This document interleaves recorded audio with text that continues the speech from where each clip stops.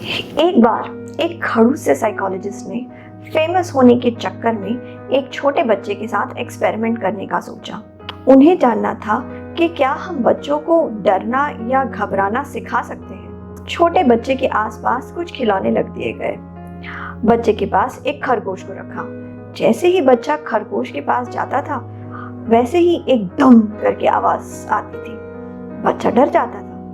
फिर उसके बाद धीरे धीरे जब भी बच्चा खरगोश के पास जाने लगा, वैसे ही धम करके आवाज करने लगे।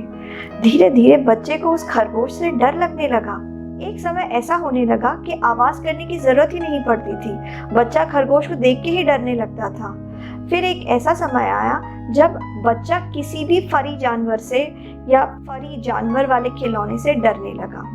हम बचपन में जिन चीजों से डरना सीखते हैं, वो बचपन का ट्रॉमा हमारा पीछा सारी जिंदगी कर सकता है। अगर आप जानना चाहते हैं कि बचपन का ट्रॉमा हमें आज की तारीख में भी किस तरीके से एंग्शियस बनाता है, तो इस वीडियो को आखिर तक देखिए। नमस्कार, मैं मनोवैज्ञानिक डॉक्टर मयूरिका दास विश्वास और स्वागत है आपका योर सर्वाइवल मॉडल में। पहले हम देखते हैं कि बचपन का ट्रॉमा हमें किस तरीके से एंग्शियस यानी घबराने वाला पर्सनालिटी बना देता है। पहली बात तो ये है कि समझिए कि जब बच्चा छोटा होता है तो छोटे बच्चे कुछ ना कुछ बदमाशी, कुछ ना कुछ शैतानी या कुछ ना कुछ तकलीफ देने वाला काम तो करेंगे ही। अगर पेरेंट बेवकूफ हो तो बच्चों द्वारा की जाने वाली इन शैतानियों को कंट्रोल करने के लिए वो बच्चों को डराते हैं या किसी किस्म का पनिशमेंट देते हैं। बच्चे डर जाते हैं और फिर रोक देते हैं अपने काम को। कब तक? थोड़ी देर के लिए। थोड़े समय बाद बच्चा उस पनिशमेंट से यूज्ड टू हो जाता है या उस आंखें दिखाने से, चिल्लाने से यूज्ड टू हो जाता है और बच्चे पे असर नहीं पड़ता। बच्चा अपना शैतानी फिर से करने लगता है। क्यों? क्योंकि शैतानी करना बच्चों का काम है। लेकिन बेवकूफ पेरेंट इस चीज को समझ नहीं पाते और फिर वो बच्चे पर ज्यादा गुस्सा करने लगते हैं। वो सोचते हैं कि अगर हम गुस्से का डोज बढ़ा देंगे तो हम धीरे धीरे बच्चों पे कंट्रोल पा सकेंगे। गुस्से का डोज बढ़ाने पर ऐसा होता ही है कि बच्चे इस बार कंट्रोल में आ जाए या बच्चे फिर से रुक जाएं। लेकिन ये भी टेम्पोररी ही होता है। थोड़े समय बाद बच्चे वापस शैतानी करने लगते हैं। पेरेंट अपना अग्रेशन और ज्यादा बढ़ा देते हैं। हर बात पे चिड़चिड़े होते हैं, हर बात पे मारपीट होती है, हर बात पे गाली गलौज होता है। इससे दो चीजें हो सकती हैं। पहली ये कि बच्चा अग्रेशन अपने माँ बाप से ही सीखता है। बच्चा यही सीखता है कि जब भी हम फ्रस्ट्रेट हो जाए या हमारे हिसाब से कोई चीज़ नहीं हो, तब हमें चिल्लाना चाहिए, गाली गलौज करनी चाहिए, मारपीट करनी चाहिए। अगर हम ऐसा करेंगे तब हम स्थिति पर नियंत्रण पा सकते हैं। सच्चाई इससे कोसों दूर है। ऐसा करने पर धीरे धीरे लोग हमारे से रिश्ता ही तोड़ देते हैं। इसके विपरीत ऐसा भी हो सकता है कि अगर हम बच्चों को ज़्यादा पनिश करते हैं तो धीरे धीरे बच्चे बहुत ज़्यादा सहमे बन जाते हैं। बच्चे घबराने लगते हैं। वो अपने अथॉरिटी फिगर से डरते हैं। वो अपने पेरेंट्स से, स्कूल में टीचर से, कोचिंग क्लासेस में ट्यूटर से, ऑफिस में बॉस से, हर इंसान से जो अथॉरिटी फिगर में है, उस इंसान से व्यक्ति डरने लगता है। ऐसा भी हो सकता है कि व्यक्ति के पेरेंट्स पनिशमेंट देने वाले नहीं थे।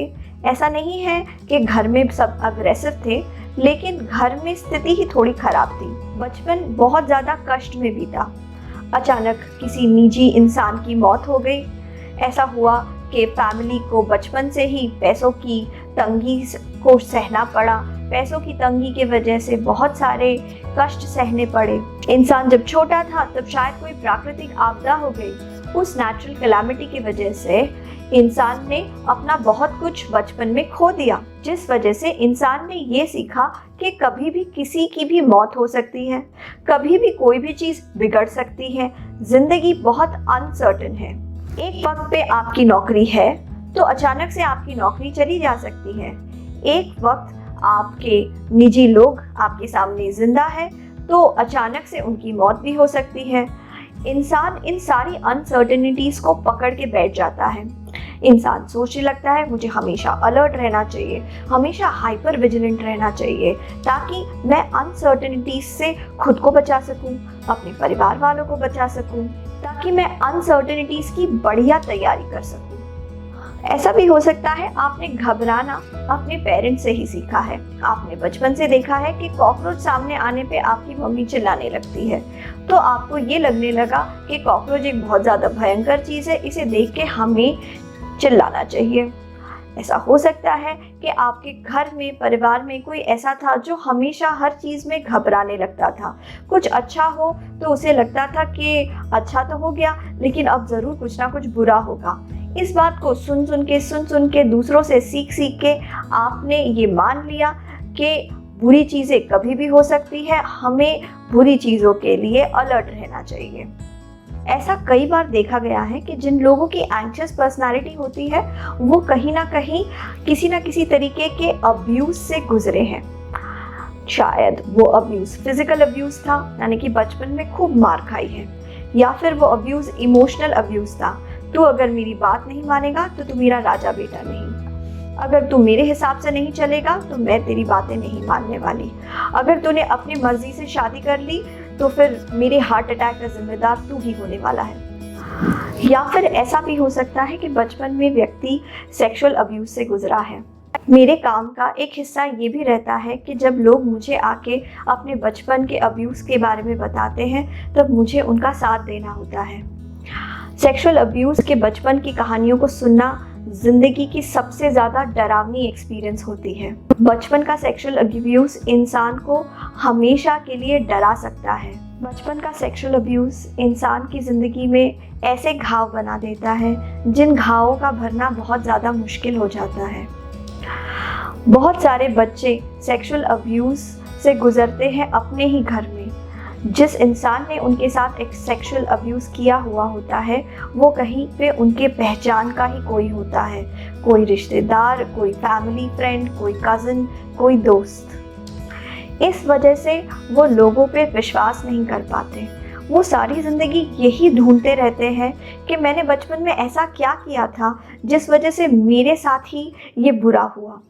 वो सारी ज़िंदगी अपने आप को दोषी मानते हैं और सारी ज़िंदगी हाइपर विजिलेंट रहने लगते हैं कि कहीं पे कुछ बुरा नहीं हो जाए, कहीं कोई फिर से मेरा फ़ायदा नहीं उठाने लगे। हम में से हर किसी की जिम्मेदारी है कि हम बच्चों को एक सुरक्षित जीवन दें। देखिए, आप बच्चों को एक्सपेंसिव खिलौने दें या नहीं दें, आप बच्चों को बड़े स्कूल में पढ़ने के लिए भेजें या नहीं भेजें, उनके ऊपर ज़्यादा पैसे खर्च करें या नहीं करें, लेकिन बेसिक मिनिमम काम जो हर पेरेंट को करना ही चाहिए वो ये है कि अपने बच्चों के सुरक्षा को लेके बहुत ज़्यादा अलर्ट रहिए। अगर आप अपने बुरे बचपन के एक्सपीरियंस के वजह से आज एंजाइटी से गुजर रहे हैं तो उसका मतलब ये नहीं है कि आपको पूरी ज़िंदगी एंग्शियस ही बने रहना है। थोड़े थोड़े छोटे छोटे बदलाव लाइए, आपकी एंजाइटी काफ़ी हद तक कम हो सकती है। पहली चीज़ ये है कि एक पेज लीजिए और उसमें लिखना शुरू कर दीजिए कि बुरे से बुरा क्या हो सकता है।